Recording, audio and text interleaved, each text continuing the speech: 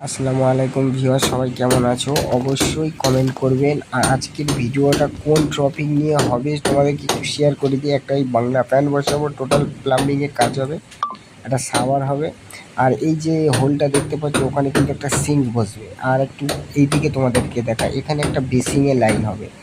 আবার বাথরুমে কিছু কাজ চলছে, ওখানে শাওয়ারের কাটিং চলছে, শাওয়ার বসবে, এটা সিম্পল হবে। আর পাশে গিজার, বাংলা প্যান্ট, ওয়াশিং মেশিনের লাইন আর ড্রেসিংয়ের লাইন, বাথরুমে এই কটা সেট আপ রেডি করতে হবে। তো কনসিলের কাজ চলছে।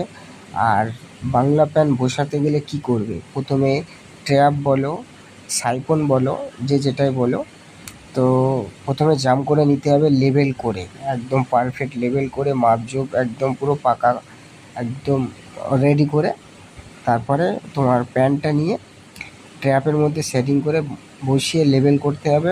আর কতটা মান খাটছে তাহলে কিন্তু তুমি বুঝতে পারবে।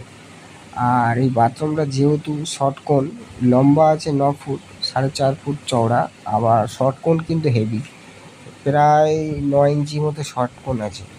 তো 9 ইঞ্চি মানে যারা বাথরুমের কাজ করে তারা বুঝতেই পারছো কতটা শর্টকোণ। তো আমি প্রথমে লেবেল করে দেখে নিলাম, তারপরে মাপ দিয়ে দেখছি যে সেন্টার করতে গেলে কত বাই কত ছাড়তে হবে। তো শর্টকোণ যখন হবে যে কোনো একটা ফেস তোমাকে নিতেই হবে।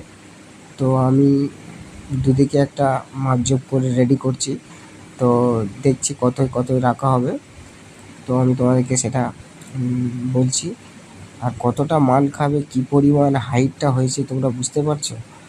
তো আমি রেখেছি 13 ইঞ্চি রেখেছি, আর ওপারে 16 ইঞ্চি আছে। তো আমার যাতে না দেখতে সুন্দর যাতে হয়, যাতে না দেখতে খারাপ লাগে, যাতে বাজে না দেখতে হয়, সেই চিন্তাটা আমার রাখতে হবে। সেই জন্য একটা পারফেক্ট মাপ রাখলাম। তো আমার ওয়ারিংয়ের কাজ প্রায় শেষ, পাইপ লাগানো হয়ে গেছে। কিছুক্ষণ পরের ভিডিও, শুধু বাথরুমটা জাম করলে হয়ে যাবে। তো বাথরুমও অলরেডি জাম করা হয়ে গেছে, ভিডিও কেটে কেটে করেছি বলে বুঝতে পারছো না। তো একদম পুরো ওয়াল কমপ্লিট, এই শাওয়ারের লাইন, গিজারের লাইন, বেসিংয়ের লাইন, সিঙ্কের line, total set up wall পুরো একদম ওয়ারিং কমপ্লিট। আর এই যে বাথরুম পুরো রেডি হয়ে গেছে বাংলা প্যান্ট।